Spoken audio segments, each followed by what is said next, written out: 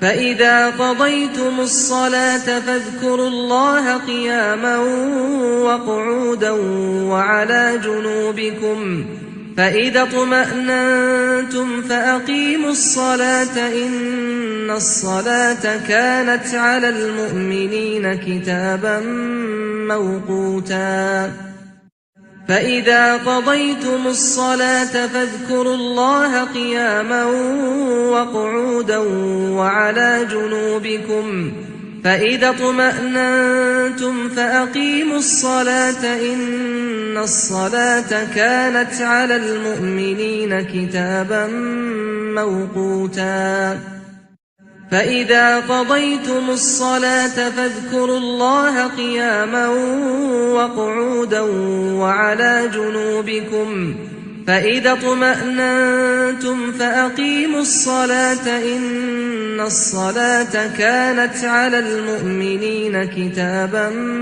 موقوتا فإذا قضيتم الصلاة فاذكروا الله قياما وقعودا وعلى جنوبكم فإذا اطمأننتم فأقيموا الصلاة إن الصلاة كانت على المؤمنين كتابا موقوتا فإذا قضيتم الصلاة فاذكروا الله قياما وقعودا وعلى جنوبكم فإذا اطمأننتم فأقيموا الصلاة إن الصلاة كانت على المؤمنين كتابا موقوتا فإذا قضيتم الصلاة فاذكروا الله قياما وقعودا وعلى جنوبكم فإذا اطمأننتم فأقيموا الصلاة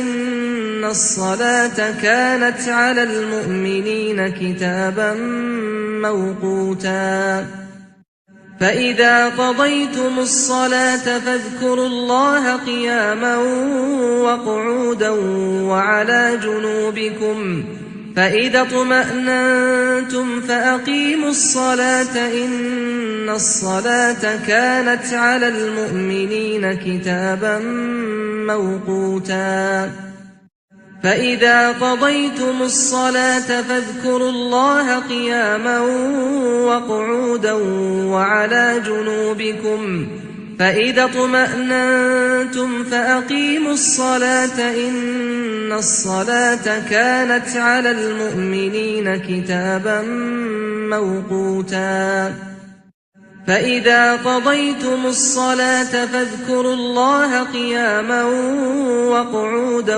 وعلى جنوبكم فإذا اطمأننتم فأقيموا الصلاة إن الصلاة كانت على المؤمنين كتابا موقوتا فإذا قضيتم الصلاة فاذكروا الله قياما وقعودا وعلى جنوبكم فإذا اطمأننتم فأقيموا الصلاة إن الصلاة كانت على المؤمنين كتابا موقوتا فإذا قضيتم الصلاة فاذكروا الله قياما وقعودا وعلى جنوبكم فإذا اطمأننتم فأقيموا الصلاة إن الصلاة كانت على المؤمنين كتابا موقوتا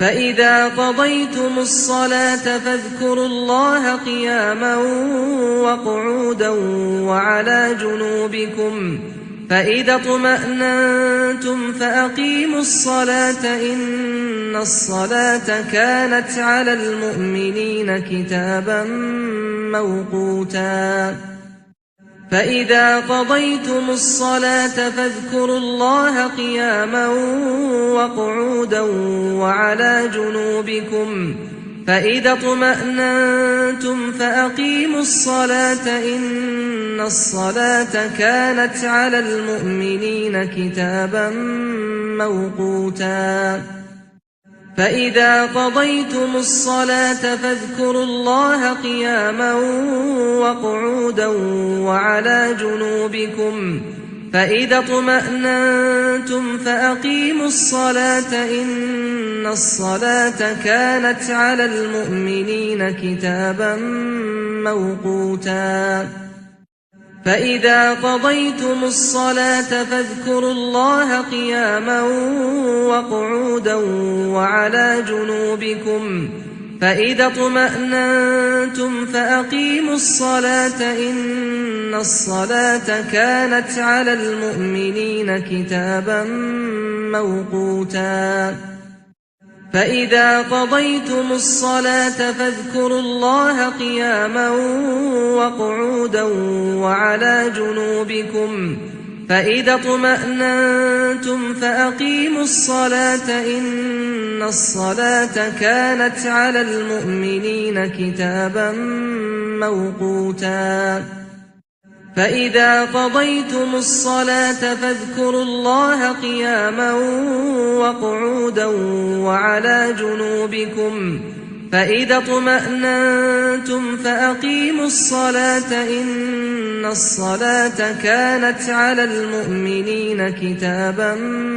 موقوتا فإذا قضيتم الصلاة فاذكروا الله قياما وقعودا وعلى جنوبكم فإذا اطمأننتم فأقيموا الصلاة إن الصلاة كانت على المؤمنين كتابا موقوتا فإذا قضيتم الصلاة فاذكروا الله قياما وقعودا وعلى جنوبكم فإذا اطمأننتم فأقيموا الصلاة إن الصلاة كانت على المؤمنين كتابا موقوتا فإذا قضيتم الصلاة فاذكروا الله قياما وقعودا وعلى جنوبكم فإذا اطمأننتم فأقيموا الصلاة إن الصلاة كانت على المؤمنين كتابا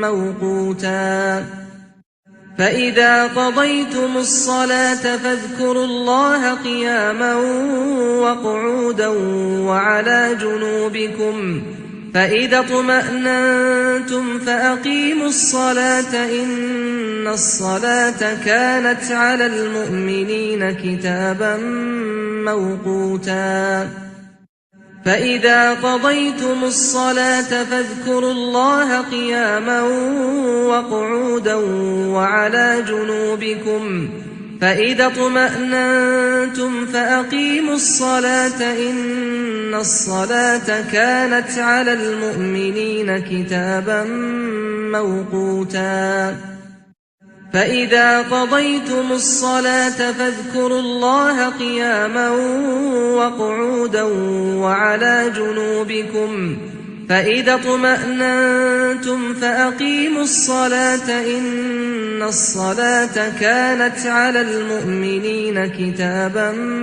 موقوتا فإذا قضيتم الصلاة فاذكروا الله قياما وقعودا وعلى جنوبكم فإذا اطمأننتم فأقيموا الصلاة إن الصلاة كانت على المؤمنين كتابا موقوتا فإذا قضيتم الصلاة فاذكروا الله قياما وقعودا وعلى جنوبكم فإذا اطمأننتم فأقيموا الصلاة إن الصلاة كانت على المؤمنين كتابا موقوتا فإذا قضيتم الصلاة فاذكروا الله قياما وقعودا وعلى جنوبكم فإذا اطمأننتم فأقيموا الصلاة إن الصلاة كانت على المؤمنين كتابا موقوتا فإذا قضيتم الصلاة فاذكروا الله قياما وقعودا وعلى جنوبكم فإذا اطمأننتم فأقيموا الصلاة إن الصلاة كانت على المؤمنين كتابا موقوتا فإذا قضيتم الصلاة فاذكروا الله قياما وقعودا وعلى جنوبكم فإذا اطمأننتم فأقيموا الصلاة إن الصلاة كانت على المؤمنين كتابا موقوتا فإذا قضيتم الصلاة فاذكروا الله قياما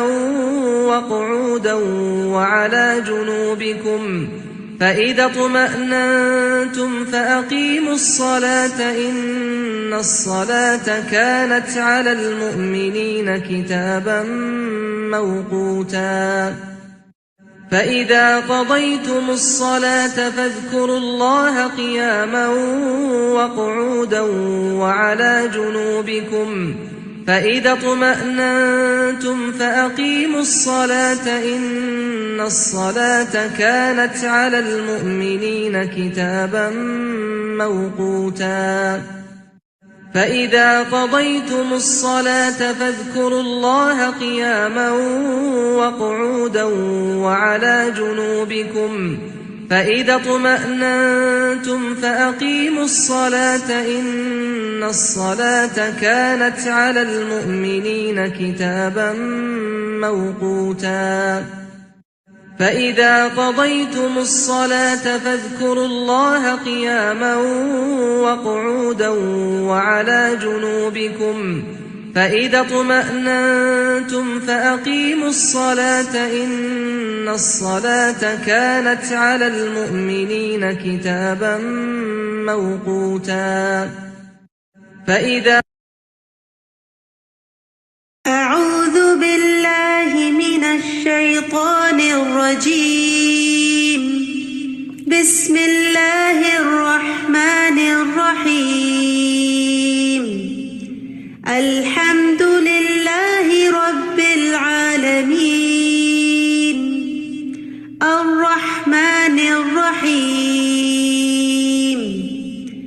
مالك يوم الدين إياك نعبد وإياك نستعين اهدنا الصراط المستقيم صراط الذين أنعمت عليهم غير المغضوب عليهم ولا الضالين.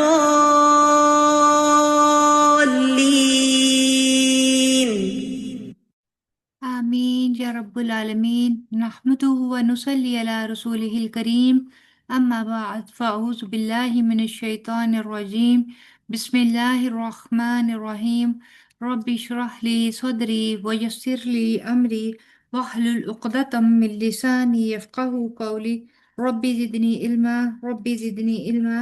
اللہم فقہنا فی الدین. اللہم علمنی الکتاب والحکمہ وفقہنی فی الدین. یا ربی لک الحمد کما ینبغی لجلال وجہک ولعظیم سلطانک. آمین یا رب العالمین.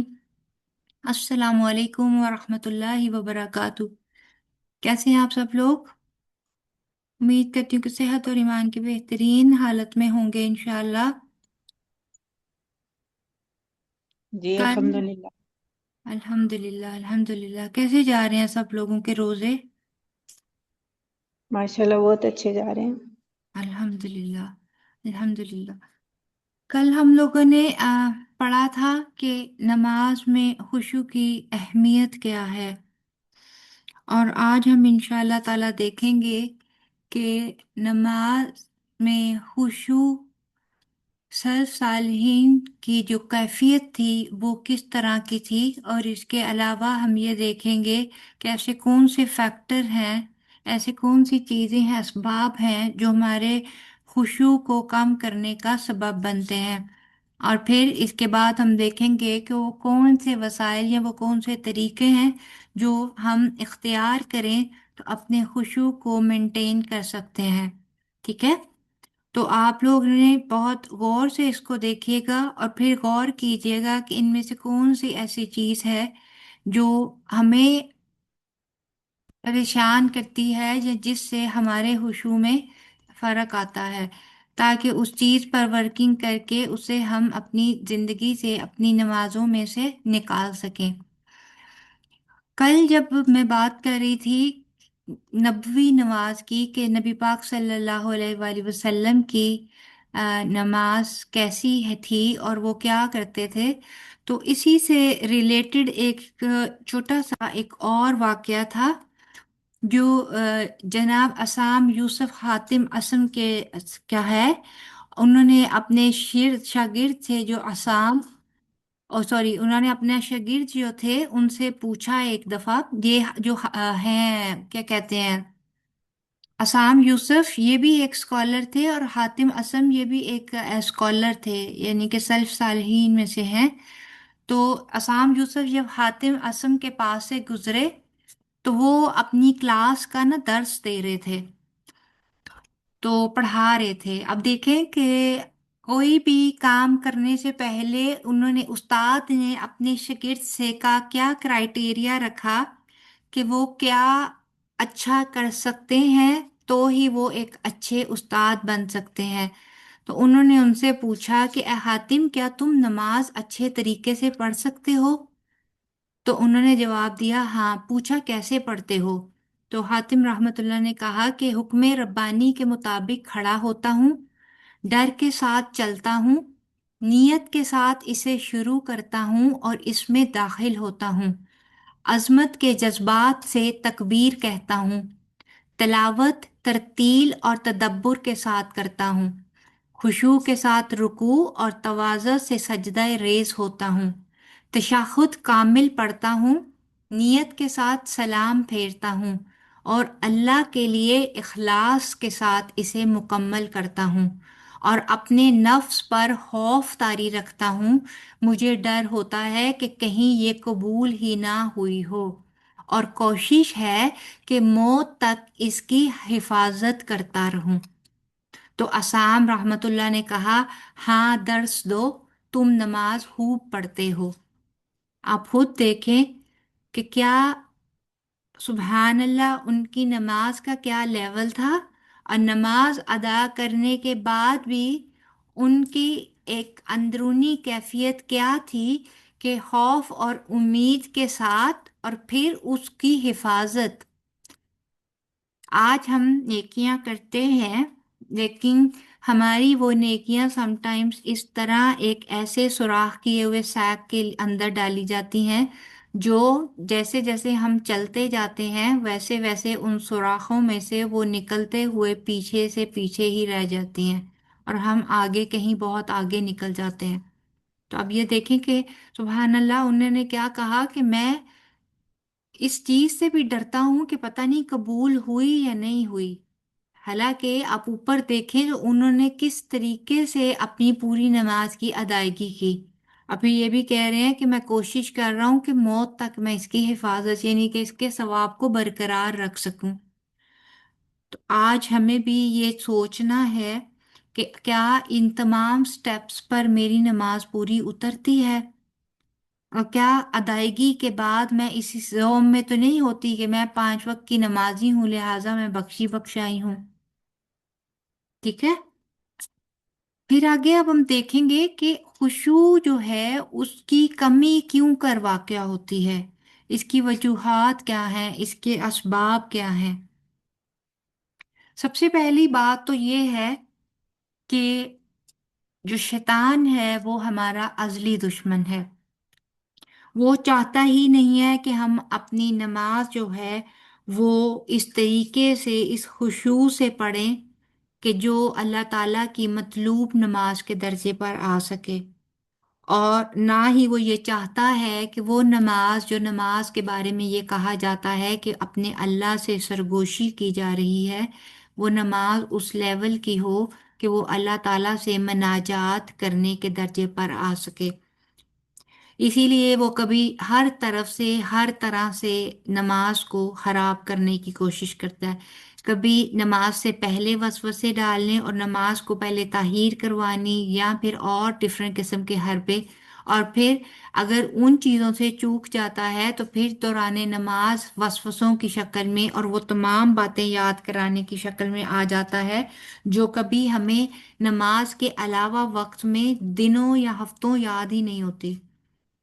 پھر ایسے میں بھی اگر وہ چوک جائے، اگر وہ کچھ نہ کر سکے، ہمیں اس طرح سے نہ بہکا سکے، تو وہ پھر ہمارے ان تمام کمیوں اور کوتاہیوں کو یاد کرا کر ہمیں ایک ایسے کمپلیکس یا ایسے احساس کمتری میں ڈالتا ہے کہ تمہاری نماز کا کوئی فائدہ نہیں ہے، کیونکہ تم یہ اور یہ کرتی ہو، لہٰذا نماز پڑھو گی تو بھی تمہاری کسی چیز میں کوئی فرق نہیں پڑنے والا، تمہاری بخشش نہیں ہوگی، یا اللہ تعالیٰ کو تمہاری نماز چاہیے ہی نہیں، یا تمہیں اللہ تعالیٰ کے ساتھ اپنی ان تمام گناہ اور برائیوں کے ساتھ آنا ہی نہیں چاہیے۔ کبھی کبھی ہمارا اپنا کانشیس، ہمارا اپنا ضمیر شیطان کے بہکاوے میں آ کے، ہمارا اپنا نفس ہمیں اس قسم کے کمپلیکسز میں ڈال دیتا ہے۔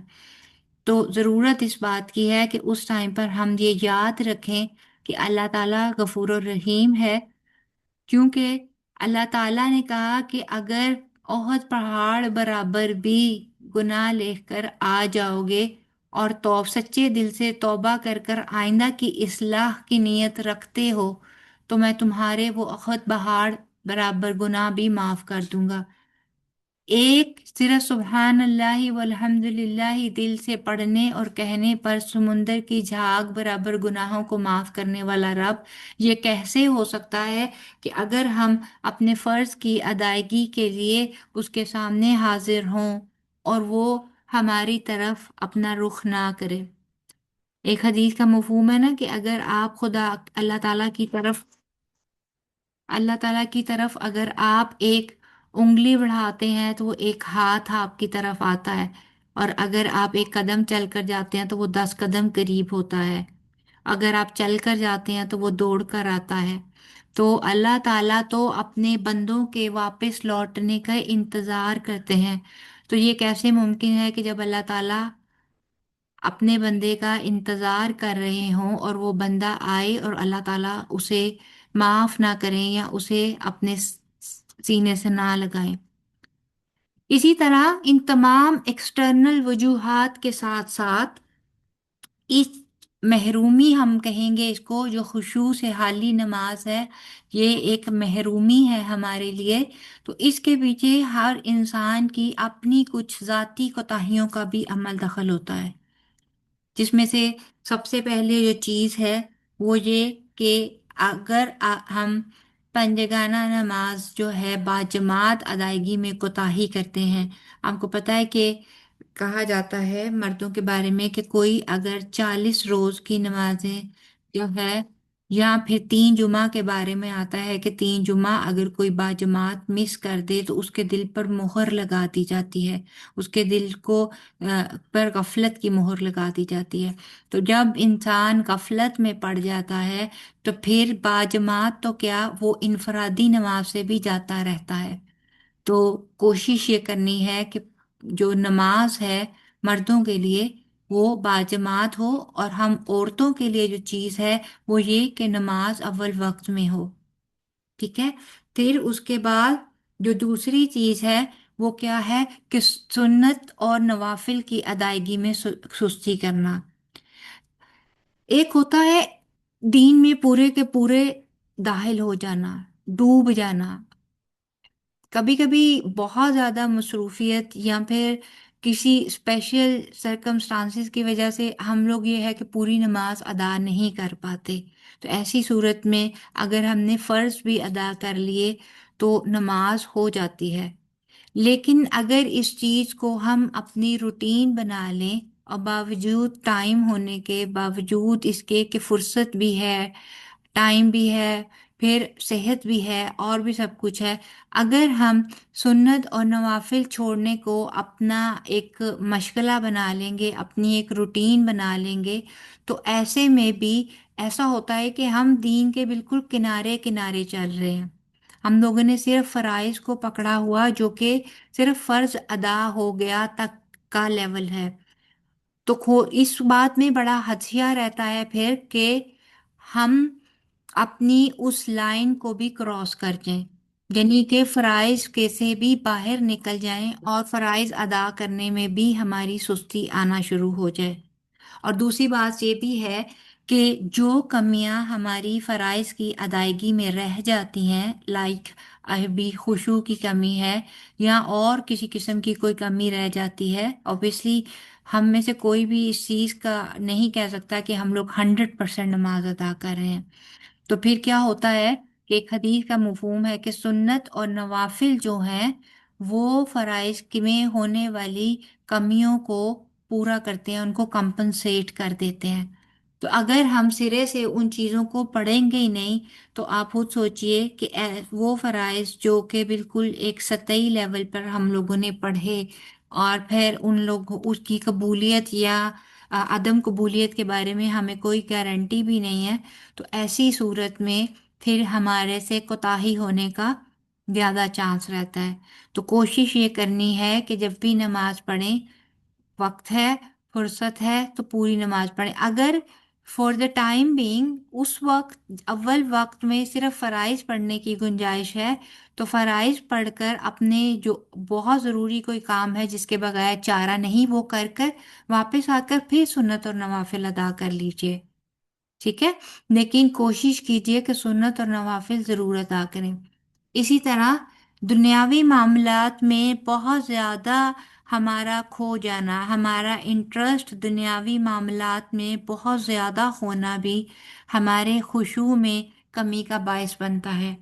اگر میرا شوق یا میرا انٹرسٹ بہت زیادہ دین سے زیادہ دنیا کی طرف ہے، یعنی کہ میں اپنی نماز کے وقت، نماز کی ادائیگی اور ان چیزوں کے بارے میں سوچنے سے زیادہ اگر یہ سوچ رہی ہوں کہ میں نے ابھی عید کی شاپنگ بھی کرنی ہے، میں نے فلاں بازار بھی جانا ہے، میں نے یہ بھی کرنا ہے، میں نے ابھی یہ وہ نئے کپڑے بھی بنانے ہیں، میں نے ابھی سب میچنگ جیولری بھی لینی ہے، میں نے ابھی بچوں کے لیے بھی سب کچھ پورا کرنا ہے، اور آل دا ٹائم دیکھیں یہ ضروریات ہیں، ان کو پورا کرنا ہے. لیکن کسی ایک خاص وقت میں جو آپ نے اس کے لیے طے کیا کہ میں فلاں وقت میں اپنے اس کام کو کروں گی، آپ کا ذہن صرف اس ایک ٹائم سپیم میں اس چیز کے اندر انوالو ہونا چاہیے. باقی کا ٹائم جو ہے، جو چیز جو ٹائم جس وقت جس چیز کا ہے، اگر ہم اس کو نہیں دیتے تو یہ اس کے حق میں حق تلفی ہے، جو کہ ان نماز کے کیس میں ہم اللہ کے حق میں حق تلفی کر رہے ہوتے ہیں، جب نماز کے دوران بھی ہماری سوچیں ہمارے کچن، ہمارے وارڈروب یا پھر ہمارے باقی کے معاملات سے باہر نہیں نکلتی. تو اس چیز کی وجہ سے بھی کوتاہی ہوتی ہے. پھر ذکر بہت زیادہ نہ کرنا یا پھر دینی مجالس میں ہمارا کانٹیکٹ نہ ہونا، یہ چیز بھی آہستہ آہستہ ہمارے نفس کو، ہمارے دماغ کو، ہمارے دل کو دین سے، نماز سے، خشوع سے دور لے کر جاتی ہے. ظاہر ہے کہ اگر ہم دینی مجالس میں نہیں ہیں، اگر ہم ذکر نہیں کر رہے ہیں تو ڈیفینیٹلی پھر ہم دنیا کا کوئی دوسرا کام کر رہے ہیں. تو دنیا جب اپنی طرف کھینچتی ہے تو پھر بہت زیادہ بری طرح کھینچتی ہے، اور یہ پھر ایک ایسی دلدل کی طرح بن جاتی ہے کہ جس کے اندر انسان جاتا ہے تو پھر چلتا چلا جاتا ہے، گھستا چلا جاتا ہے، دھنستا ہی چلا جاتا ہے. تو ضرورت اس بات کی ہے کہ ہم کوشش کریں کہ زیادہ پروپورشن ہمارا اس چیز کا ہو جس میں ہم اپنی آخرت کو دیکھنا چاہتے ہیں، اور ضرورت کے تحت صرف اتنا پورشن ہمارا دنیا کا ہو جس سے ہمیں صرف دنیا میں رہتے ہوئے دنیا کی ضروریات کو پورا کرنا ہے. امام ابن تیمیہ یا امام ابن قیم کہتے تھے نا کہ اصل کامیاب وہ ہے جو دنیا میں رہتے ہوئے آخرت کو کماتا ہے۔ تو ہم نے دنیا میں رہتے ہوئے دنیا کو ضرورت کی حد تک رکھ کر اپنے لیے آخرت کو کمانا ہے۔ پھر قبر اور اس کی وحشت یا اس کے بعد کے جو احوال ہیں اس پر غور و فکر نہ کرنے والا، یہ بھی غفلت ہی کی ایک کیٹیگری آ جاتی ہے کہ جب ہمیں ہمارے انجام ہی سے ہم بالکل غافل ہو جائیں، ہمیں یہ یاد ہی نہ رہے کہ ہم نے ایک دن اس دنیا کو چھوڑ کر جانا، کیونکہ زیادہ انہماک تو تبھی ہوتا ہے نا، تبھی ہماری زیادہ اٹینشن دنیا کی طرف ڈائیورٹ ہو جاتی ہے جب ہمیں لگتا ہے کہ بس یہ دنیا ہی سب کچھ ہے، یہی سب کچھ ہے، یہ کمانا، یہ پہننا اوڑھنا، یہ کھانا پینا، یہ 4 روزہ نہیں بلکہ یہ ہمیش روز ہے۔ تو پھر اگر ہم لوگ کا یہ سوچ ہوگی تو ایسی سوچ کی وجہ سے کیا ہوگا کہ ہماری وہ تیاری جو ہم نے اپنے آگے کے لیے کرنی ہے، یا ہمارا وہ ٹائم جس میں ہم آگے کا سامان کر سکیں، اس میں کمی واقع ہونا شروع ہو جاتی ہے۔ تو اگر ہمیں موت یاد ہے، ابے اگر ہمیں یہ یاد ہے کہ قبر میں جاتے ہی 3 سوال ہونے ہیں، پھر 3 سوال کا بھی آتا ہے، پھر قیامت والے دن 5 سوال کے بارے میں بھی آتا ہے، تو اگر ہمیں وہ 3 سوال قبر کے اور 5 سوال آخرت کے روزے محشر کے یاد رہیں، تو میرا نہیں خیال کہ ہم لوگ پھر اپنے آپ کو، پھر وہ کہتے ہیں نا، استاذہ کہتی تھی کہ دنیا کے چھوٹے چھوٹے غموں کو بھلانے کی خاطر آپ ایک بڑا غم پال لیجئے، اور موت یا روز قیامت والے دن ہمارے ساتھ کیا سلوک ہوگا اس سے بڑا اور کوئی غم نہیں ہے۔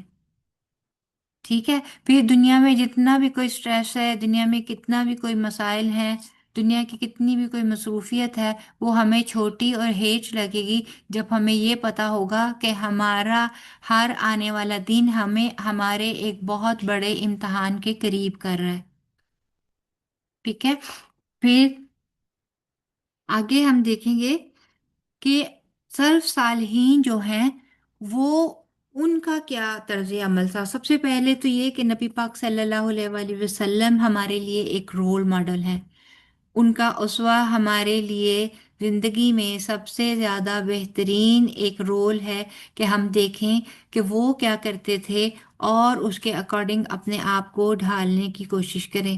لیکن بعض لوگوں کا بہانہ یہ ہو جاتا ہے کہ بھائی وہ تو پیغمبر تھے اور ہم کہاں اور وہ کہاں، تو پھر آپ کو چند ایک ایگزامپلس میں صرف عام ایسے سیلف صالح، ایسے صالحہ لوگوں کی دوں گی، حالانکہ بشر نبی پاک صلی اللہ علیہ وآلہ وسلم بھی تھے، بے شک وہ افضل البشر تھے، لیکن تھے تو بشر ہی نا، انہوں نے بھی اسٹرگل کی ہوگی، انہوں نے بھی کوشش کی ہوگی، تبھی وہ، اور انہوں نے دعائیں بہت زیادہ کی۔ آپ نے دیکھا نا، کل میں نے جب پڑھا تھا تو آپ نے دیکھا کہ اپنی ایک ایک نماز کے اندر وہ کتنا کچھ مانگ رہے ہوتے تھے اللہ تعالیٰ سے، کتنا کچھ بخشوا رہے ہوتے تھے اللہ تعالیٰ سے۔ تو یہ چیزیں اسی طرح زندگی میں داخل نہیں ہوتی، مانگنا بھی پڑتا ہے اللہ تعالیٰ سے ان چیزوں کو، جہاں ہم دنیا کی بہت ساری چیزیں اللہ تعالیٰ سے دعاؤں میں مانگتے ہیں نا، کہ اللہ تعالیٰ اچھی جاب دے دے، اللہ تعالیٰ رزق میں وسعت دے دے، اللہ تعالیٰ صحت تندرستی دے دے، اللہ تعالیٰ پیسہ دے دے، اللہ تعالیٰ اولاد دے دے، اتنا سب کچھ لسٹ مانگنے کے بعد کہیں جا کر پھر بھی شاید ہی کسی کو یہ یاد رہ جاتا ہے کہ اللہ تعالیٰ قبر کے عذاب سے بچانا، اللہ تعالیٰ جہنم کی آگ سے بچا لینا، اللہ تعالیٰ نمازوں میں عبادات میں حسن پیدا کر لینا۔ تو یہ چیزیں جو ہیں، اگر یہ لسٹ کو اگر ہم لوگ الٹا کر دیں، عبادات کے حسن اور آخرت کی فکر پہلے اور باقی چیزیں بعد میں مانگ لیں، تو اللہ تعالیٰ ہمیں دنیا بھی عطا کر دیں گے اور آخرت بھی، کیونکہ اللہ تعالیٰ کے گھر کسی خزانے کی کمی نہیں ہے۔ تو نبی پاک صلی اللہ علیہ وآلہ وسلم کے بارے میں حضرت عائشہ صدیقہ فرماتی ہیں کہ نبی کریم صلی اللہ علیہ وآلہ وسلم ہمارے ساتھ باتیں کیا کرتے، اسی اثناء میں جب مؤذن اذان دیتا تو ایسا لگتا کہ نہ وہ ہمیں پہچان رہے ہیں اور نہ ہم ان کو پہچان رہی ہیں، یعنی کہ ایک دم سے اٹھتے، باتوں کو وہیں پہ سٹاپ کر دیتے اور اس طرح بالکل لا تعلق سے ہو کر مسجد کی طرف چل پڑتے نماز پڑھنے کے لیے۔ اسی طرح ایک اور حدیث میں حضرت عبداللہ بن شہید رضی اللہ عنہ کا بیان ہے کہ نبی کرم صلی اللہ علیہ وآلہ وسلم کی خدمت میں حاضر ہوا تو آپ نماز ادا کر رہے تھے، اور میں نے دیکھا کہ آپ کے سینے سے رونے کی وجہ سے اس طرح آواز نکل رہی تھی جیسے چولہے پر رکھی ہوئی ہانڈی سے نکلتی ہے۔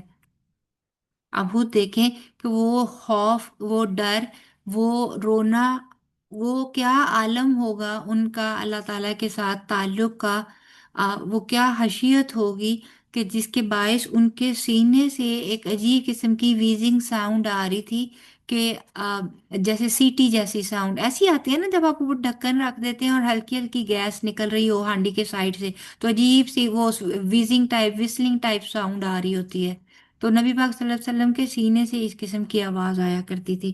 اسی طرح ایک اور مثال ہے، زین العابدین جو ہے وہ علی بن حسین، حضرت حسین کے بیٹے زین العابدین، ان کے بارے میں کہا جاتا ہے کہ جب وہ وضو سے فارغ ہوتے تو نماز اور وضو کے بیچ میں آپ کے بدن میں کپ کپی طاری ہو جاتی، اور جب آپ سے اس کا سبب دریافت کیا جاتا تو آپ نے فرمایا، تمہیں پتا ہے کس کے سامنے ہم کھڑے ہونے جا رہے ہیں اور کس سے سرگوشی کرنا چاہتے ہیں؟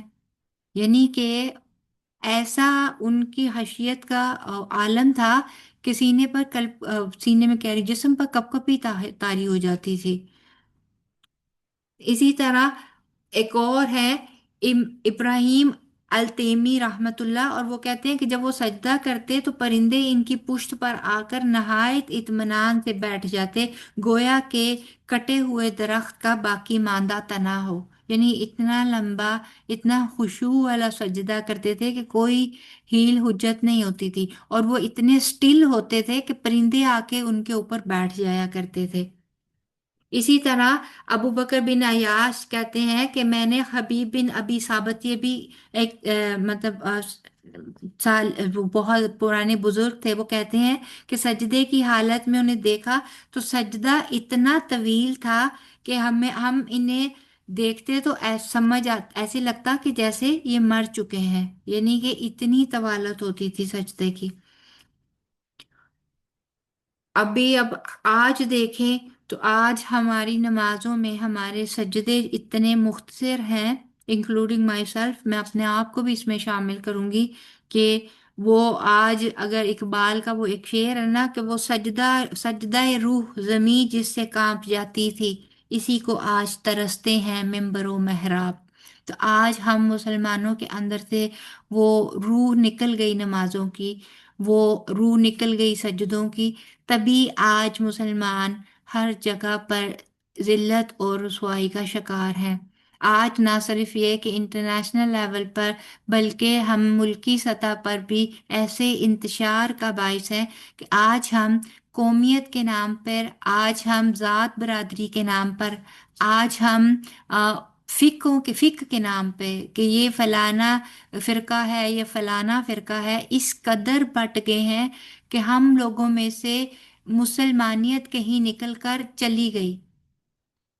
آج ہم لوگوں کو صرف ذات کا پتہ ہے، آج ہم لوگوں کو اجتماعیت کا نہیں پتہ، اور ان چیزوں کے رہتے ہوئے جب نفاق اس قسم کا دل میں آ جاتا ہے تو پھر نمازوں میں وہ تاثیر بھی نہیں رہتی، نہ عبادات میں وہ لطف رہتا ہے، اور پھر وہی برکت آہستہ آہستہ اٹھتے اٹھتے ہر جگہ سے اٹھ جاتی ہے۔ تو پھر ہمیں کیا کرنا ہے؟ سب سے پہلے تو ہمیں ہمارے دل سے اس بات کو نکالنا ہے، نکال کر ہمیشہ ہمیشہ کے لیے اس بات کو باہر کرنا ہے کہ ہم وہ مسلمان نہیں ہیں یا ہم وہ انسان نہیں ہیں کہ جو خشوع کا یہ لیول پیدا کر سکیں۔ ٹھیک ہے؟ کیونکہ یہ شیطانی وسوسہ ہے، اور شیطان ہمیں کبھی بھی نہیں چاہے گا کہ ہم اپنے آپ کی اصلاح کر سکیں۔ لہٰذا ہمیں کیا کرنا ہے؟ سب سے پہلے یہ کامل یقین رکھنا ہے کہ اگر میں کوشش کروں گی تو میری نمازیں بہتر ہو سکتی ہیں، اور یہ کوشش میری ایک دن کی نہیں، یہ کوشش مجھے مسلسل کرنی ہے۔ ठीक है। क्योंकि शैतान भी तो कोशिश मुसलसल करता रहता है ना। और उसने देखें, 1 2 3 4 दिन की अल्लाह ताला से मोहलत नहीं मांगी, उसने क़यामत के दिन तक की मोहलत मांगी। उसने ये नहीं कहा कि मैं तुम्हारा अल्लाह ताला को चैलेंज जब दे रहा था ना, तो उसने ये नहीं कहा था कि अल्लाह ताला मैं तुम्हारी आपकी किसी एक नस्ल को गुमराह करूंगा। उसने कहा मैं क़यामत तक आने वाले तेरे हर हर बंदा और हर हर नस्ल को बहकाऊंगा। और हर उसने भी कहा मैं हर हर तरीके से इसको बहकाऊंगा। और फिर उसने तरीके भी गिनवा दिए। अब आज खुद सोचे कि जिसने इतना खुल्लम खुल्ला चैलेंज दे दिया, हमें पता भी है कि वो किस किस तरीके से हमारे पास आ सकता है, उसके बावजूद हम उन चीज़ों पर गौर नहीं करते और नादानिस्तगी में या फिर दानिस्ता तौर पर उन्हीं तरीकों में, उन्हीं चीज़ों में उसके बहकावे में आके खुद को ढालते चले जा रहे हैं, ढालते चले जा रहे हैं। ऐसे ही है ना। उसने कहा मैं वज़ाकता चेंज करा दूंगा, मखलूक का हल्क में चेंजेस करवा दूंगा। क्या आज हमारे यहाँ ये हो रहा है? लड़का लड़की की शबीह इख्तियार कर रहा है, लड़की लड़के की तरह बन रही है, कोई पता ही नहीं चलता। पीछे से बाल लंबे देख के गुमान होता है लड़की जा रही है, आगे से शक्ल देख के पता चलता है ये तो लड़का था। एंड सो ऑन, मतलब और बहुत सारी चीजें हैं। तो आज हमने शैतान के, उसने जब खुला खुला बता दिया कि क्या क्या वो तरीके इस्तेमाल करेगा, अगर वो अपनी कोशिशों से नहीं थका, अगर उसने क़यामत तक की मोहलत मांगी है, तो अल्लाह ताला ने भी उसको मोहलत देने के साथ साथ हमारे लिए हमारी क़यामत तक का अल्लाह ताला ने हमें टाइम दे दिया तौबा का, इस्लाह का। हमारी क़यामत कब है? हर इंसान की क़यामत तब है ना जब उसको मौत आएगी। ये हमारी क़यामत सुगरा होती है, हर इंसान की एक क़यामत सुगरा है, और वो उसकी मौत का दिन और मौत का वक्त है ना। एक नबी पाक सल्लल्लाहु अलैहि वसल्लम की हदीस के मफहूम के मुताबिक।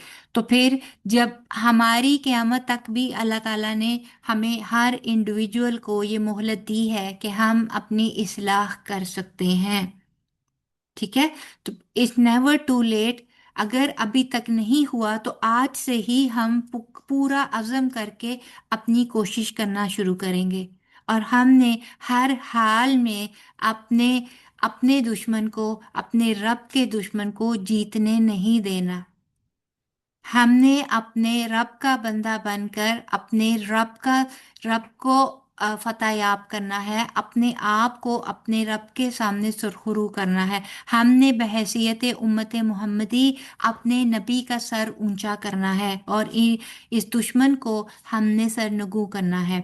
इसके लिए अब देखते हैं कि हम वो कौन कौन सी कोशिश कर सकते हैं जिससे हम अपने दुश्मन को ज़ेर कर सकें, ठीक है।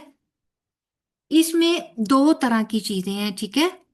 एक चीज है कि बैरून नमाज, यानी कि नमाज के जो अरकान हैं और तैयारी के अलावा बैरूनी मामलात की दुरुस्तगी और तदबीर, ठीक है।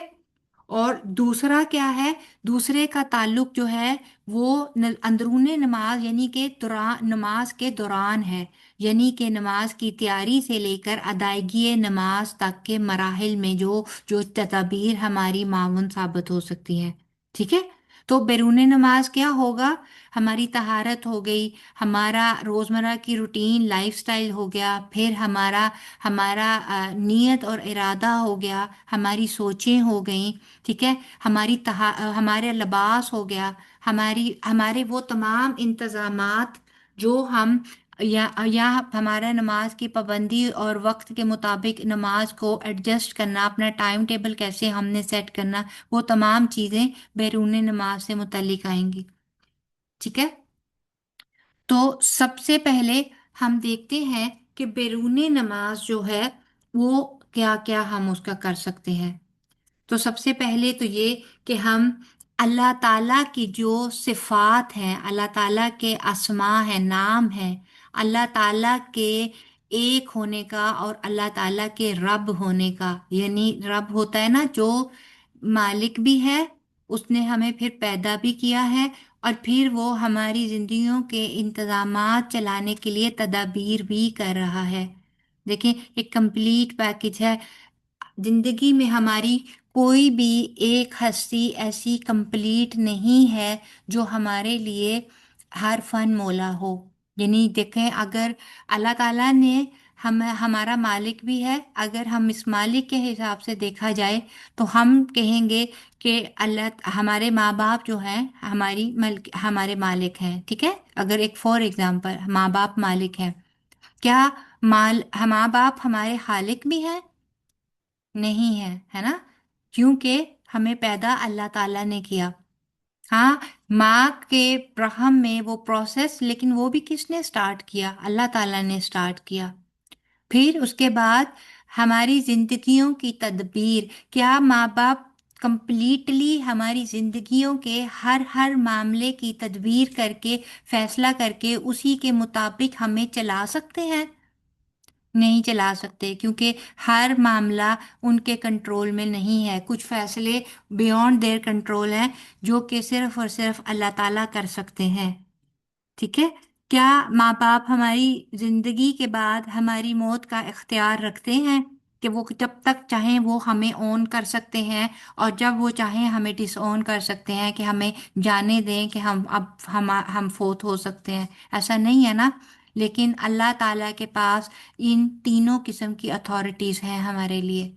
تو پھر ہمیں یہ سمجھنا اور جاننا ہے کہ جب اللہ تعالیٰ ہر قسم کی اتھارٹی ہماری ذات پر رکھتے ہیں، تو پھر وہ بندہ وہ ذات جو ہر طرح کی اتھارٹی ہماری ذات پر رکھتی ہے، تو ہماری ذات پر سب سے زیادہ حق بھی پھر اسی ذات کا ہونا چاہیے. ہمارے ٹائم کا سب سے زیادہ حقدار بھی پھر وہی ذات ہے. اور ہمارے فرائض کی ادائیگی میں اگر سر فہرست کسی کا حق رکھنا ہو، تو بھی پھر ہمیں اللہ تعالیٰ کے ذات سے متعلق ہمارے فرائض کو سب سے اوپر ہونا چاہیے. ٹھیک ہے؟ پھر جب ہم اللہ تعالیٰ کے اسماء و صفات پہ غور کرتے ہیں، تو اللہ تعالیٰ کی ایک ایک صفت ہمیں بتاتی ہے کہ اللہ تعالیٰ کس کس طرح ہمارے اوپر مہربان ہے، کس کس طرح کی نعمتیں، وہ نعمتیں معنوی اعتبار سے بھی اور حصی اعتبار جنہیں ہم فیل کر سکتے ہیں، جنہیں ہم دیکھ سکتے ہیں، جنہیں ہم چھو سکتے ہیں. جیسے ہماری فوڈ ہے نا؟ جیسے اس کے علاوہ کیا کہنا چاہیے، ہماری گاڑی ہے، ہماری دولت ہے، یہ چیزیں، ہمارا جسم ہے، آنکھیں ہیں، کان ہیں، یہ ہو گئی حصی. معنوی جیسے ہماری صحت ہے، دیکھ نہیں سکتے بٹ اٹس اسٹل دیر، ہے نا؟ جیسے ہوا ہے، ہم سانس لینے کے لیے یہ ہوا بہت ضروری ہے، آکسیجن بہت ضروری ہے. اگر اللہ تعالیٰ دنیا سے آکسیجن ختم کر دیں تو 1 منٹ کے پتہ نہیں کون سے والے سیکنڈ میں یہ پوری کی پوری دنیا بالکل فال اپارٹ، ٹکڑے ٹکڑے ہو کر ہوا میں معلق ہو کر غائب ہو جائے گی، ختم ہو جائے گی. اس کا اتنا بڑا یعنی کہ کنٹریبیوشن ہے ہماری دنیا میں. تو آپ خود دیکھیں کہ اگر یہ چیزیں جو اللہ تعالیٰ نے، وہ نعمتیں جن کو ہم صرف گرانٹیڈ لیتے ہیں، ہم نے کبھی نہیں سوچا کہ یہ روز سورج جو نکلتا ہے، یہ ہماری ہڈیوں کی صحت کے لیے کس قدر امپورٹنٹ ہے، یہ ہماری فصلوں کے لیے کس قدر امپورٹنٹ ہے، یہ ہمارے جو ارد گرد گندگی ہے، اس میں جو جراثیم آتے ہیں ان کو مارنے کے لیے کس قدر امپورٹنٹ ہے. کبھی سوچا ہم لوگوں نے اتنی گہرائی میں جا کے؟ ہم نہیں سوچتے. بس آج نکلا ہے، آج بادل ہے، آج نہیں نکلا، ہماری کنورسیشن بس یہیں تک ہو کے ختم ہو جاتی ہے.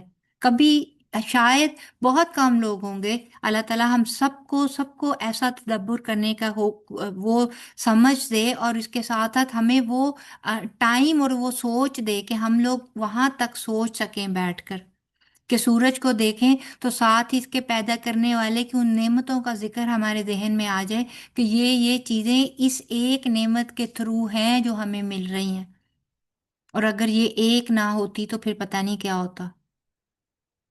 جب یہ سوچنا شروع کریں گے نا، تو پھر ہمارے اندر شکر گزاری آئے گی، اور شکر گزاری کے اظہار کے لیے بہترین قسم کا جو ایک جیسچر ہے وہ سجدہ ہے.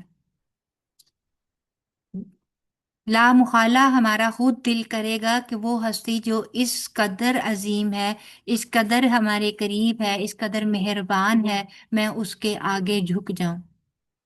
پھر اسی طرح دل کا احلاس، دل کا احلاس پیدا کرنا ہے، ٹھیک ہے؟ دل کا احلاس اگر ہمارے اندر ہے، خالصتاً ہماری ہر عبادت اور ہمارا ہر عمل اللہ تعالیٰ کے لیے ہوگا نا، بغیر کسی شرکت غیر، کسی اور ہستی کو بیچ میں شامل کیے بغیر۔ اب یہ یاد رکھیے گا کہ اس میں شرک صرف وہ نہیں آ جاتا کہ آپ حالی صرف یہ ہے کہ کسی بت کو ہی سامنے رکھ کے پوج رہے ہیں، یا پھر حالی آپ یہ ہے کہ آپ اگر آج کا جو شرک ایک بہت واضح ہے، اگر ہم کہیں کہ ہم جو کسی پیر فقیر کو یا یہ پیری مریدی میں پڑے ہوئے ہیں وہی شرک ہے۔ کبھی کبھی ہمارے اندر کے بھی کچھ بت ہوتے ہیں جو ہمیں اپنے اخلاص کے درجے سے گرا دیتے ہیں۔ کیا کیا بت ہو سکتے ہیں؟ کوئی بتائے گا مجھے؟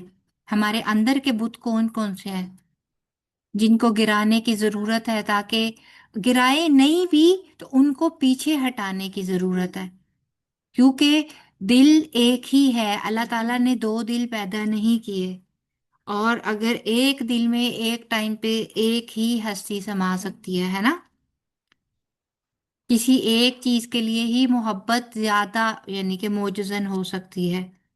ہمیشہ ایک چیز کو نمبر ون ٹاپ پہ اور ایک کو سیکنڈ نمبر پر ہی آنا ہے۔ میں نے آپ سے کوئی سوال کیا، کوئی بتائے گا کہ ہمارے اندر کے بت کون کون سے ہیں؟ کسی کو نہیں پتا؟ کیا میرا کچن میرا بت نہیں بن جاتا کبھی کبھی؟ ہے؟ میں کہتی ہوں کہ میری ہنڈیا پک جائے تو میں اس کے بعد یہ کروں گی، میری اولاد میرا بت بن جاتی ہے کبھی کبھی، کہ میں کہتی ہوں کہ میری اولاد کی یہ اور یہ اور یہ ضرورت پہلے پوری ہو جائے، میں پھر اس کی طرف آؤں گی، مذہب کی طرف آؤں گی۔ کبھی کبھی میری جاب ہے وہ میرا بت بن جاتی ہے، میں کہتی ہوں میں وہ کروں گی تو میں پھر اس طرف آؤں گی۔ تو ایسی بہت ساری چیزیں ہیں جو ایسے مانوی بت ہیں جو ہمارے اندر بڑے اسٹرانگ طریقے سے کھڑے ہیں، اور انہیں ہم نے گرانا ہے، تبھی دل میں اللہ تعالیٰ کی خاطر اخلاص پیدا ہوگا۔ اللہ تعالیٰ سورہ بینہ میں فرماتے ہیں کہ اور انہیں صرف یہی حکم دیا گیا تھا کہ اللہ کی عبادت کریں، ایک رخ ہو کر خالص، اسی کی اطاعت کی نیت سے، اور نماز قائم کریں اور زکوٰۃ دیں، اور یہی محکم دین ہے۔ دیکھیں یہاں پر کہیں لکھا ہوا ہے، اس پوری آیت میں اگر آپ دیکھیں تو کیا ہے؟ عبادت، اخلاص، اللہ تعالیٰ کی اطاعت کی نیت، نماز اور زکوٰۃ، اور اسی کو پورے دین کا خلاصہ بتا دیا گیا۔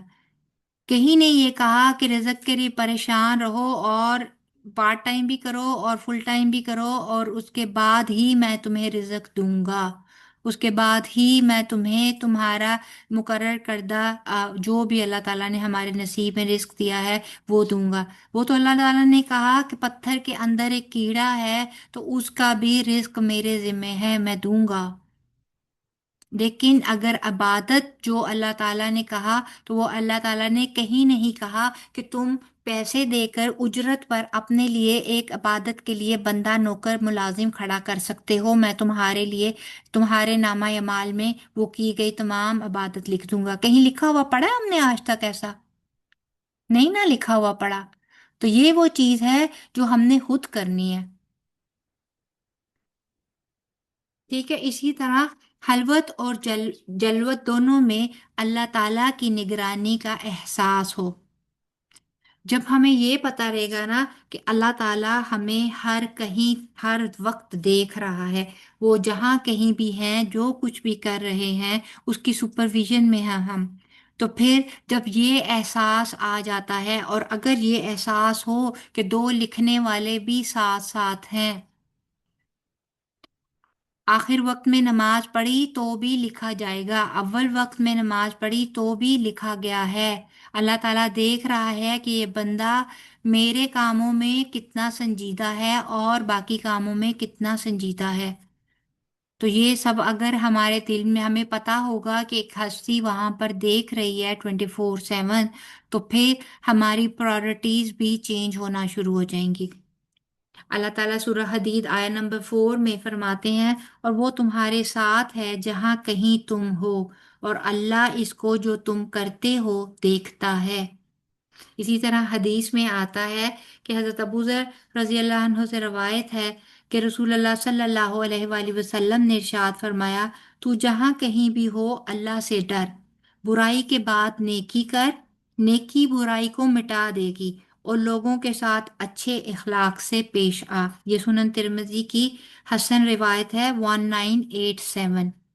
ٹھیک ہے، اب دیکھیں کہ اللہ تعالیٰ نے کہا کہ جہاں کہیں بھی ہو میرا ڈر، میرا تقوی رکھو۔ آج ہمیں کیا ڈر ہوتا ہے کہ میں نے اگر اپنے باس سے 10 منٹ نماز کی بریک مانگ لی تو میرا باس میری سیلری میں سے اتنے اور اتنے روپے کاٹ لے گا، اور وہ اتنے اور اتنے روپے میرے فلاں اور فلاں خرچ کے بجٹ میں سے کم ہو جائیں گے۔ یہی ڈر رہتا ہے نا ہمیں۔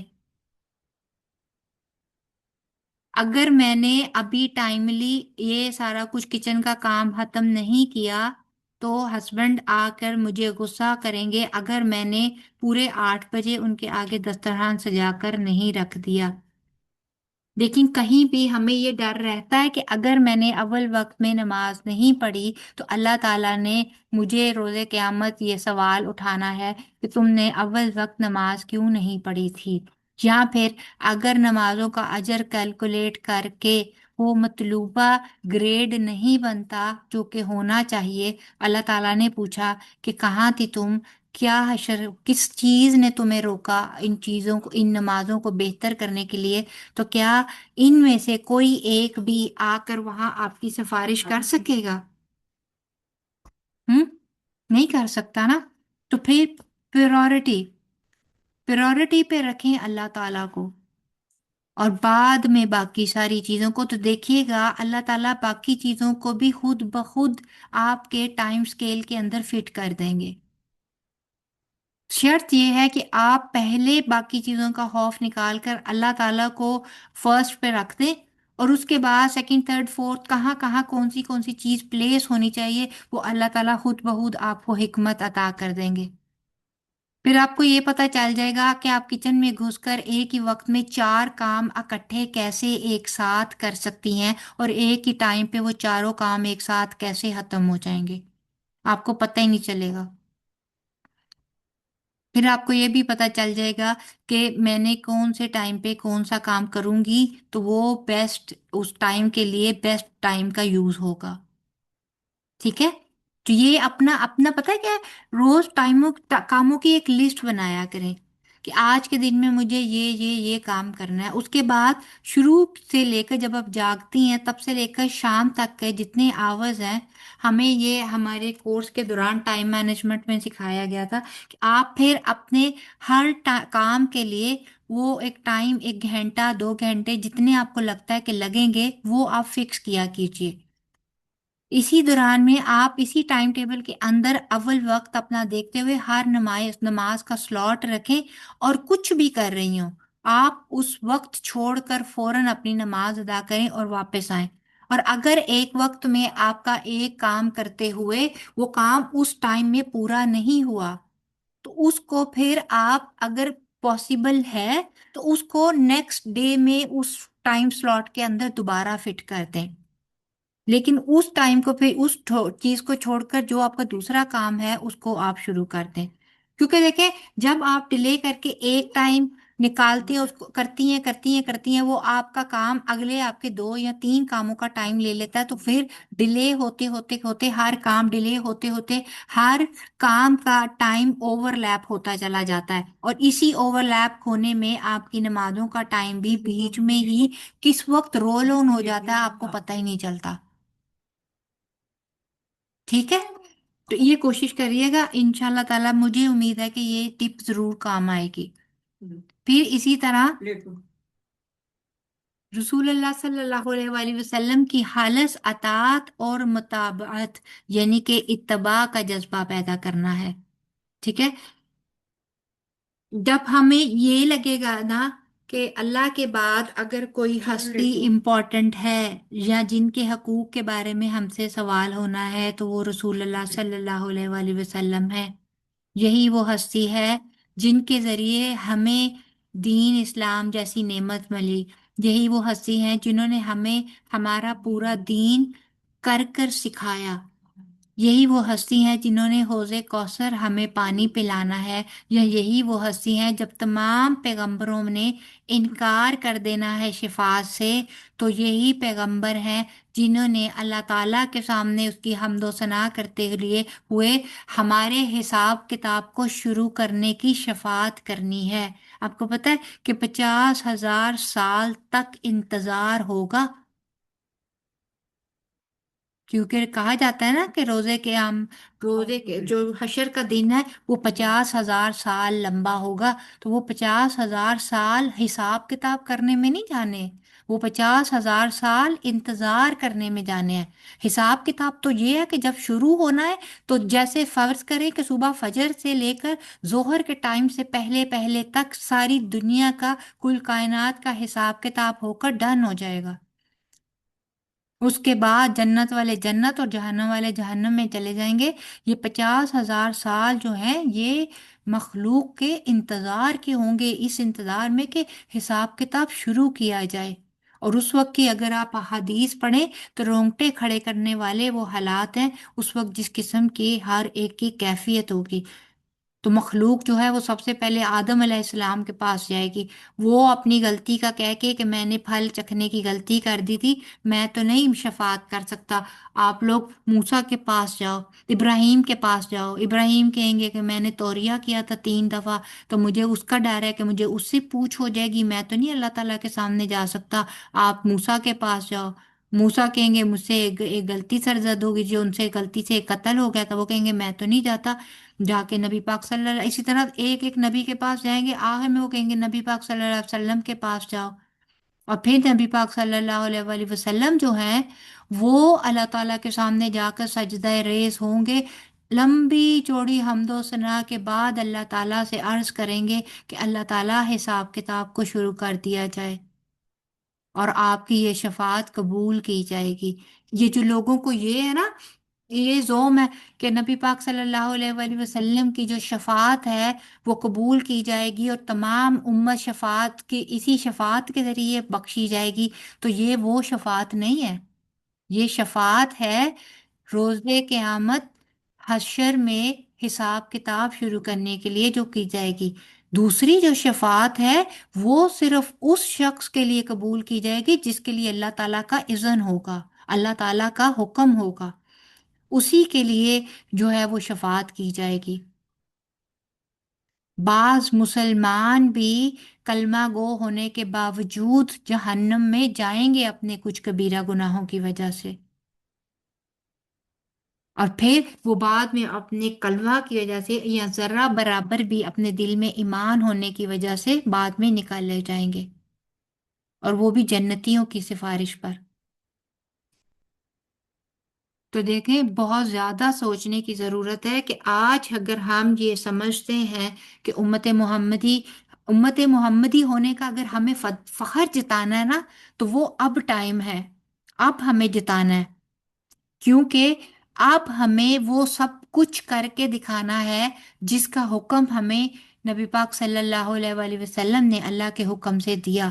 اب ہمیں ہر وہ طور طریقہ اپنانا ہے جس کے ذریعے نبی پاک صلی اللہ علیہ وآلہ وسلم نے عبادات کر کے ہمیں دکھائیں۔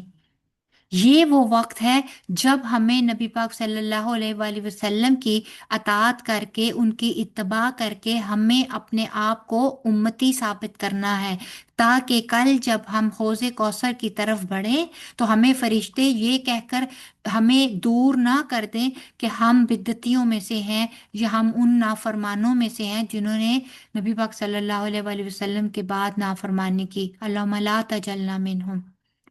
ٹھیک ہے، تو یہ ابھی کا ٹائم ہے جب ہمیں ہمارے نبی صلی اللہ علیہ وآلہ وسلم کی مان کر چلنی ہے، تاکہ اینڈ میں آخرت میں ہم لوگ، اور جب ہم ان کے طریقے پر نماز پڑھیں گے نا تو پھر انشاءاللہ ہماری نمازوں میں خشوع بھی ہوگا اور ہماری نمازیں انشاءاللہ قبولیت کے درجے پر بھی آئیں گی۔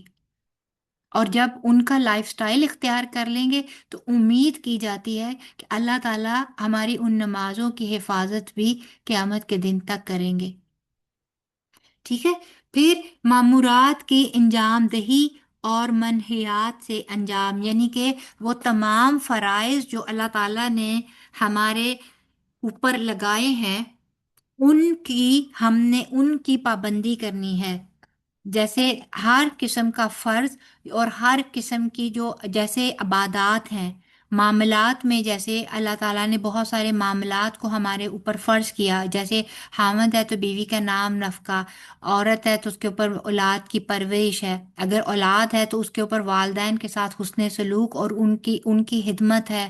ٹھیک ہے، اگر ہمارے ہمسائے ہیں تو ہمسایوں کے ساتھ اچھا سلوک ہے، اگر ہمارے ہم صاحب نصاب ہیں تو ہمارے اوپر زکوٰۃ ہے۔ یہ تمام چیزیں ان کی انجام دہی کے لیے، ان کو پورا کرنے کے لیے ہمیں بہت فوکس ہونے کی ضرورت ہے، کیونکہ کبھی کبھی ہمارے یہ گناہ ہمارے بہت ساری اور نیکیوں کی راستے کی رکاوٹ بن جاتے ہیں۔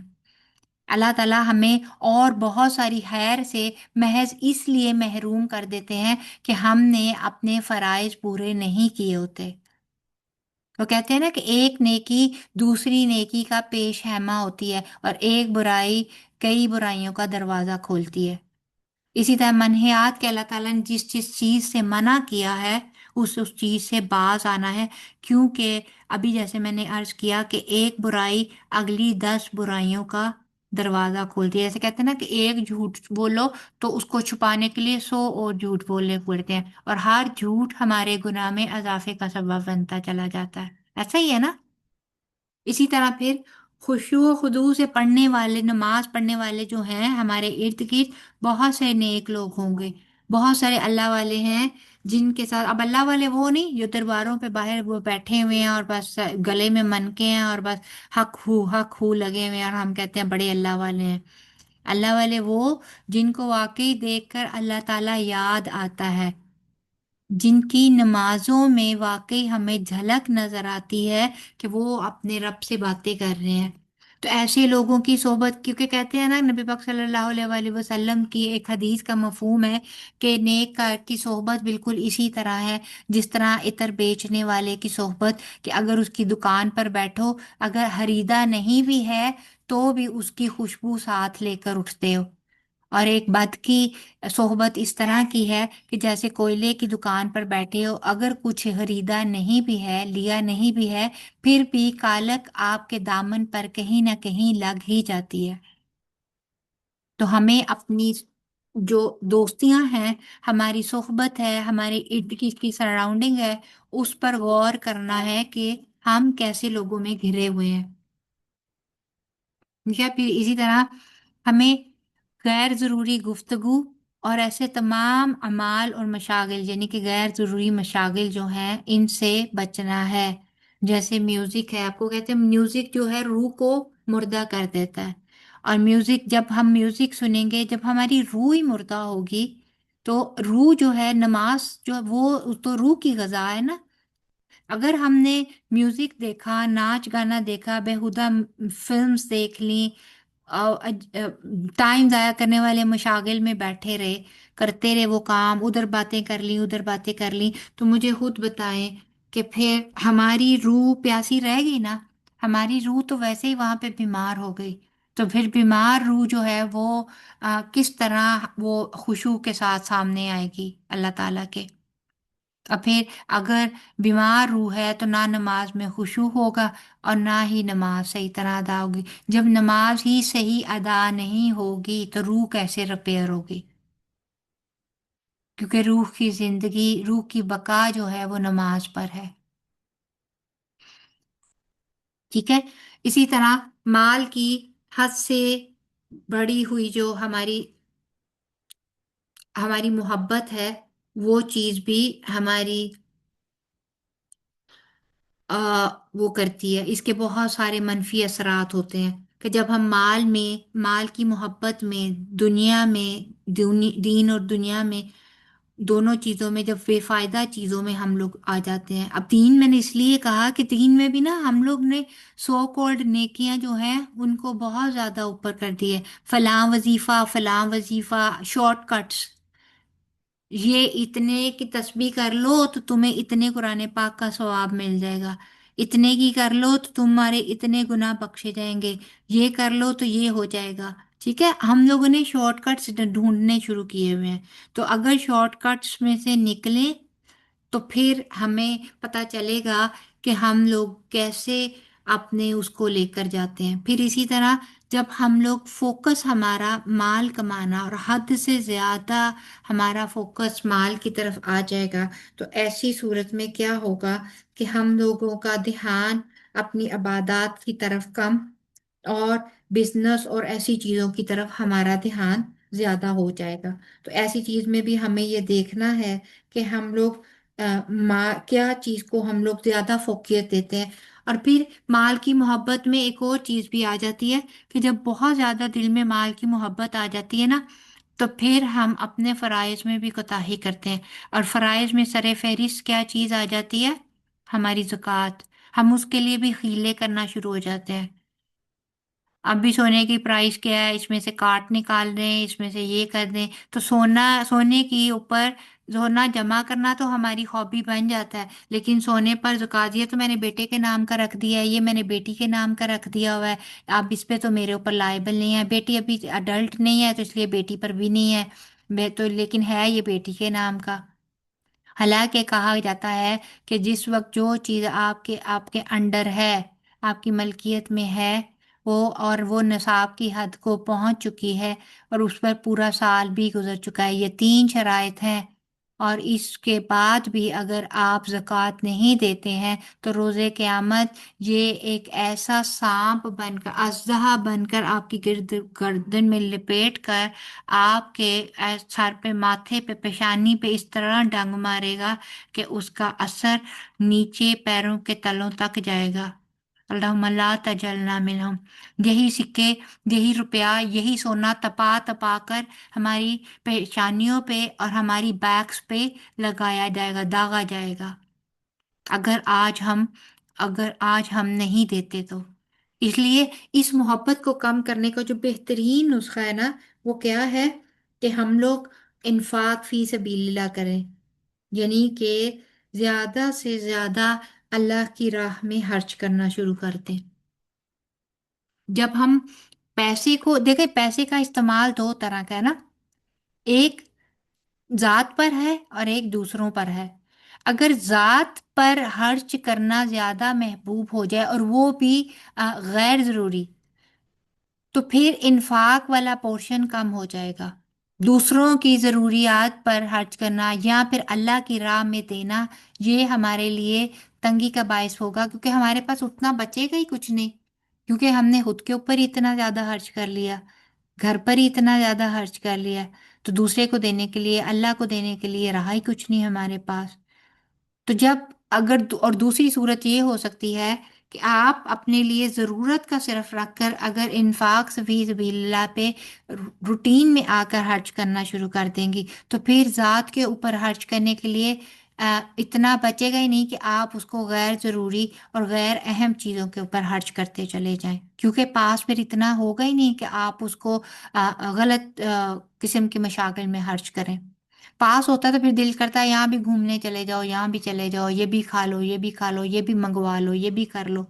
اگر پاس نہیں ہوگا تو پھر انسان بہت سوچ سمجھ کر خرچ کرتا ہے. ٹھیک ہے،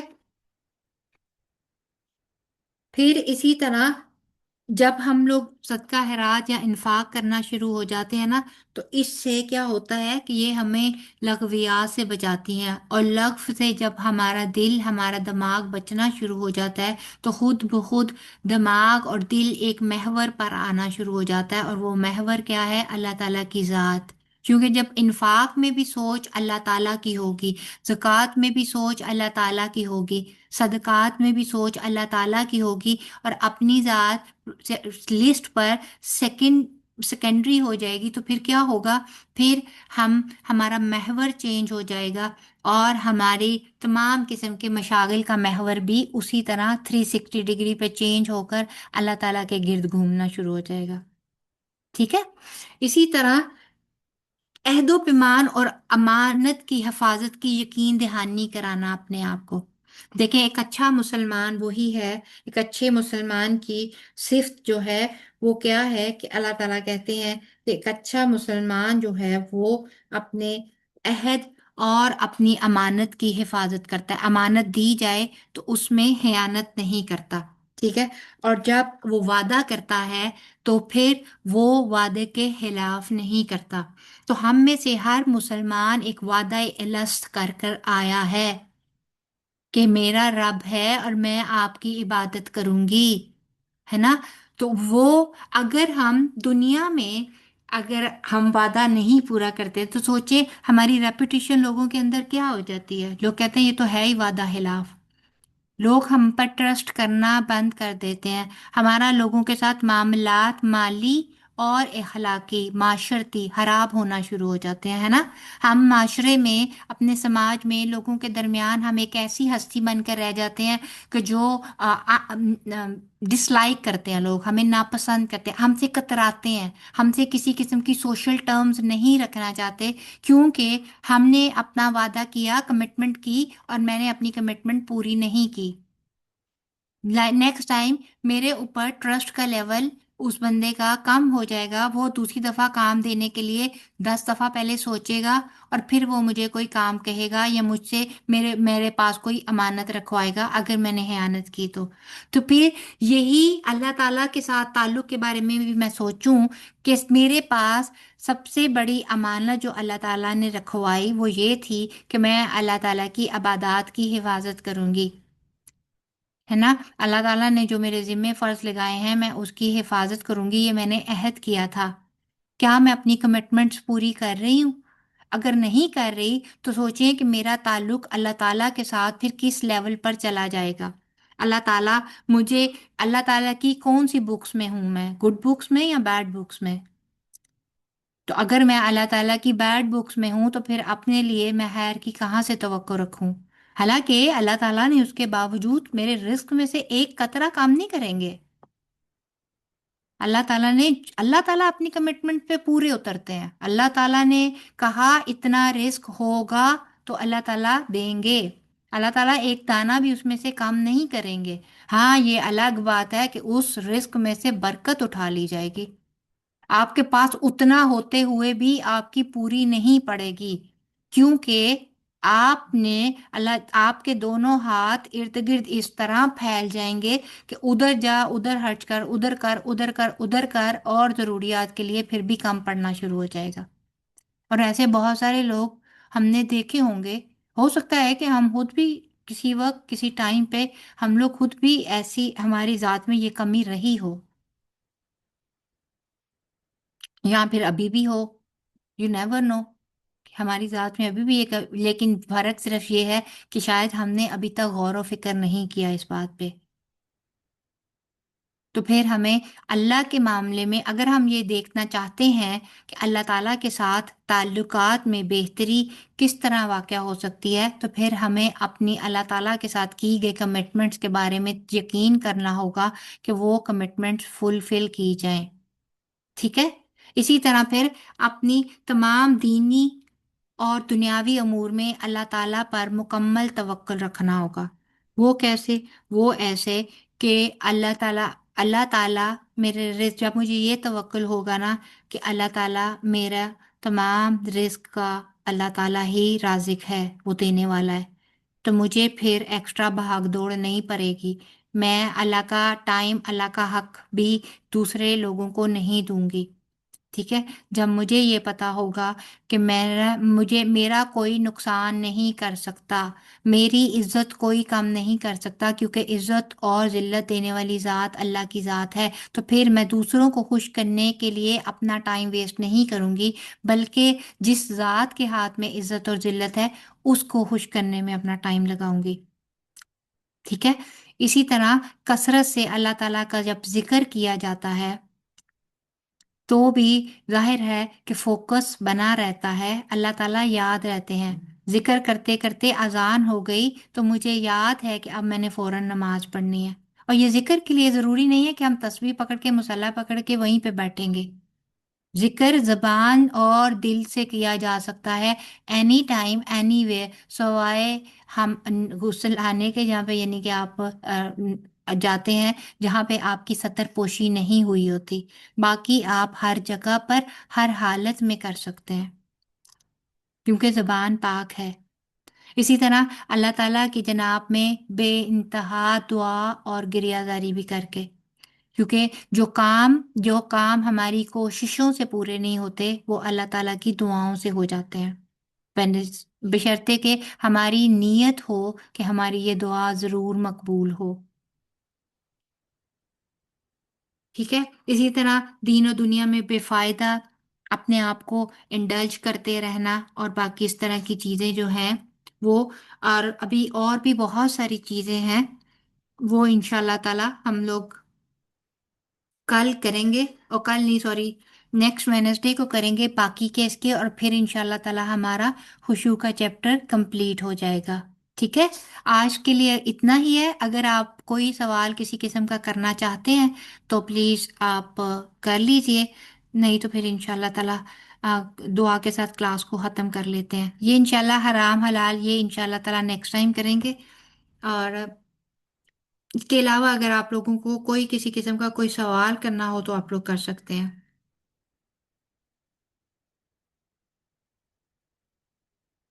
नहीं कोई सवाल है आप लोगों का? चलिए ठीक है, फिर दुआ कर लेते हैं इंशाल्लाह ताला।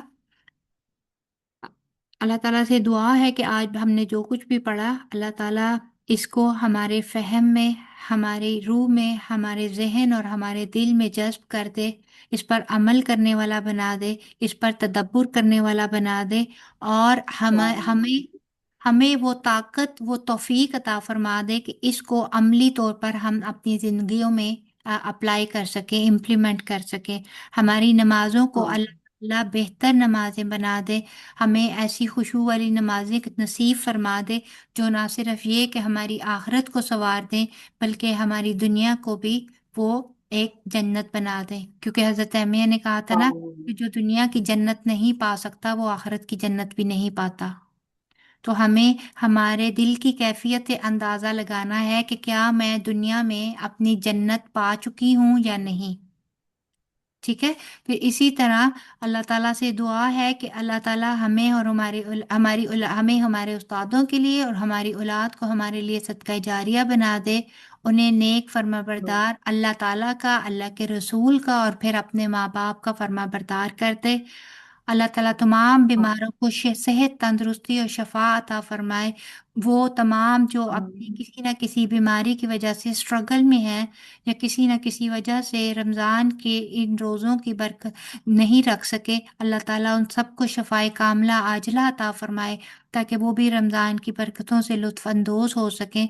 और जो बीमार हैं उसके बावजूद अपने रमज़ान के फ़राइज़ अदा कर रहे हैं, अल्लाह ताला उनको सेहत तंदुरुस्ती अता करके उनके लिए आसानियाँ अता फरमाए। अल्लाह ताला वो तमाम बेरोज़गार जिनको रोज़गार की तलब है उनके लिए हलाल रिज़्क़ के वसाइल अता फरमाए। अल्लाह ताला तमाम बच्चियां जिनके वालिदैन उनके लिए नेक अज़वाज के लिए परेशान हाल हैं, अल्लाह ताला उनके लिए नेक सोच और नेक घरों का असबाब कर दे। और अल्लाह ताला हम सबको बहुत सी खैर कमाने का, बहुत सी नेकियां कमाने के बहुत सारे मौके अता फरमाए। हमें वो हिकमत, वो नज़र अता फरमा दे कि हमें खैर नज़र आए और हमें उसको करने की, उसको लेने की तौफीक भी मिल जाए। सुब्हानक अल्लाहुम्मा व बिहम्दिका नशहदु अल्ला इलाहा इल्ला अंता नस्तगफिरुका व नतूबु इलैक। अस्सलामु अलैकुम व रहमतुल्लाहि व बरकातुहू।